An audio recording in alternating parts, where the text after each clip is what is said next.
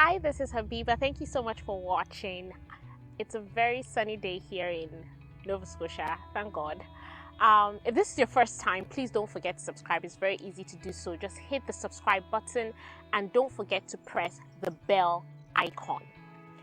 Today I'm going to be talking to prospective international students. The landscape is changing in Canada.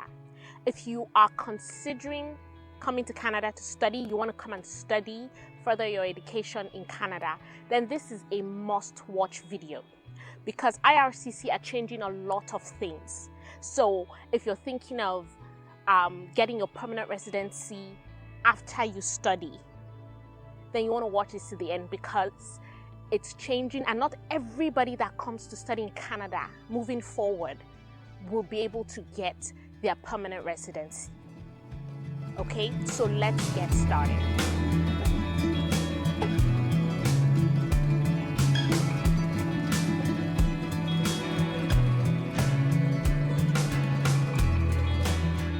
Now, every year, hundreds of thousands of international students come here and study.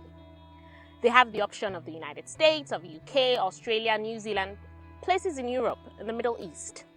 One of the attractions to Canada is the fact that if you graduate from a designated learning institution, depending on the program you study, you will be able to get a postgraduate work permit. Okay, that is one of the greatest attractions. Now, what this postgraduate work permit is, this PGWP, is an open permit that you get after you have finished studying. So there's that chance of staying after your study permit, your student visa expires. You have that opportunity to work in Canada. For some people, it's a year, 8 months, 2 years, 3 years, depending on a few things. I've talked about this in my recent videos. Okay, so that's one of the advantages. And then after that, after you get your PGWP, you can work for any employer. Like I said, it's like an open work permit. After that, people usually get permanent jobs, and then they start working towards getting their permanent residency. I've seen a lot of students when after they finish, they get their PGWP, they get a job, 6 months, 9 months, they've gotten their permanent residency here in Canada. So that used to be the norm, okay? But IRCC is changing this. And it is really, really important that you have this information if you're thinking of coming to study. Okay, so a couple of weeks ago, the Immigration Deputy Minister sent out a memo. And what IRCC is doing now is that they are working on changing the criteria for getting PGWP. So before, regardless of what you study, you can study media, communications, STEM, health, anything, regardless. If you meet the criteria, you will get the PGWP for a duration of time. That used to be the norm. But moving forward, so very soon, it's going to change. What they want to do is that they are going to align the PGWP, giving it out. They're going to align it with labor market priority. What this means is that not everybody that has finished studying from a designated learning institute, whether you come for your master's, not everybody will get it. Okay? The people that are going to get it, the international students that will get the PGWP when they finish studying, are people that are studying courses and programs that the jobs are in demand in Canada. So that is what IRCC is going to do moving forward. And this is really, really important. Okay, so that you know when you are coming to study that if you're thinking of your PGWP, which is the whole point, and you're thinking of your permanent residency, you might have to change or reconsider what you want to study so that you don't pay 10,000, 15,000 Canadian dollars. That's a lot of money. Then you pay for accommodation and all those things. You now finish and you don't get your PGWP, and then you cannot be on your way to getting permanent residency. This is extremely important. However, the reason Canada is doing this is because the landscape is changing.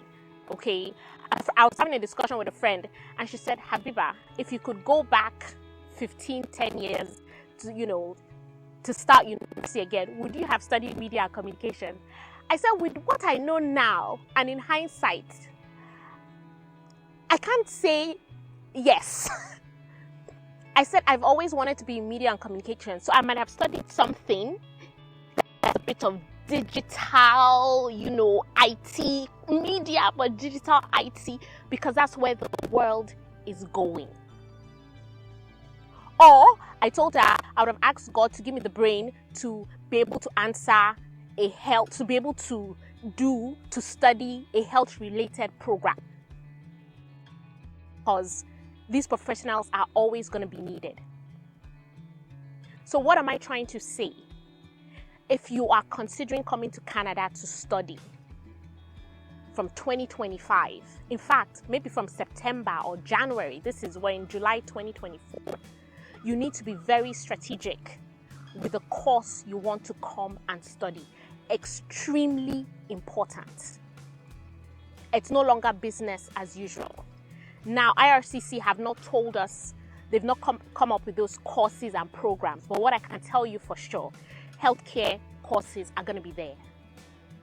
All around the world, physiotherapists, nurses, healthcare workers, pharmacists. So if you're in the healthcare, you want to come and further your degree in a healthcare course, yes. STEM courses, extremely important. The world is all about the sciences now, the technology, the engineering, math. I work for a huge organization here in the province, and it was just the other day I realized that we have over 10 statistical research officers. And in fact, when I saw it, I was like, what do these people do?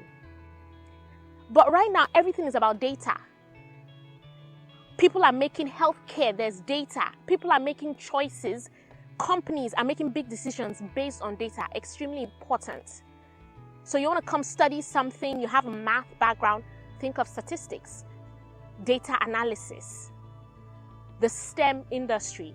I was talking to my friend and she said, I have a 7-year-old daughter, and she said, if you had the choice to influence what that child will study. I said, I really don't want to be that parent that influences, but if I could, my daughter would do something in STEM or AI. That is the way the world is going right now. You can't just stand up and say, I want to come and study. I don't want to call any course, but you have to be strategic so that when you come to Canada, you can achieve your ultimate goal of getting your PR, permanent residency, and then ultimately your citizenship.